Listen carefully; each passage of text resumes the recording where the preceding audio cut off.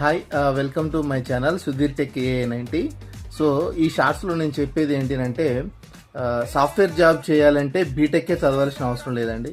Okay, so intermediate complete అయిన తర్వాత so చాలామంది డిగ్రీ చేసిన తర్వాత ఒక 6 months ఒక డొమైన్ మీద నాలెడ్జ్ నేర్చుకొని తర్వాత వాళ్ళు సాఫ్ట్వేర్ జాబ్స్ చేస్తున్నారు.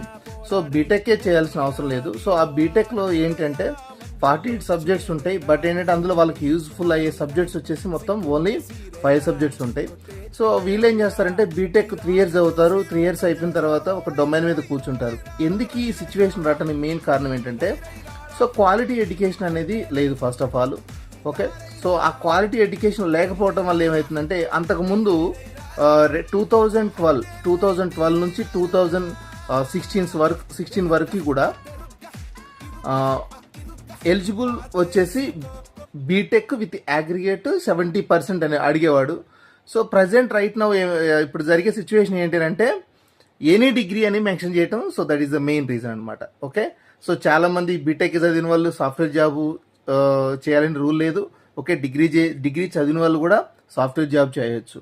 సో అది ఎలా ఏంటంటే కొన్ని డిఫరెంట్ కంపెనీస్ ఏమైందంటే ఇంటర్మీడియట్ అయిపోయిన తర్వాత వాళ్ళకి డైరెక్ట్గా సమ్ 6 months ట్రైనింగ్ ఇప్పిస్తున్నారు. తర్వాత next after that MERN full stack నేర్పిస్తున్నారు. తర్వాత నెక్స్ట్ మెర్న్ ఫుల్ స్టాక్ తర్వాత వాళ్ళకి ప్రాజెక్టు డైరెక్ట్గా ఇన్వాల్వ్మెంట్ చేస్తున్నారు. సో ఆఫ్టర్ దట్ వాళ్ళే ఆ పిల్లల్ని రిక్రూట్మెంట్ చేసుకుంటున్నారు. So don't waste your time. So everyday just you have to spend the 30 minutes. Okay, thank you and thank you very much. Please subscribe my channel.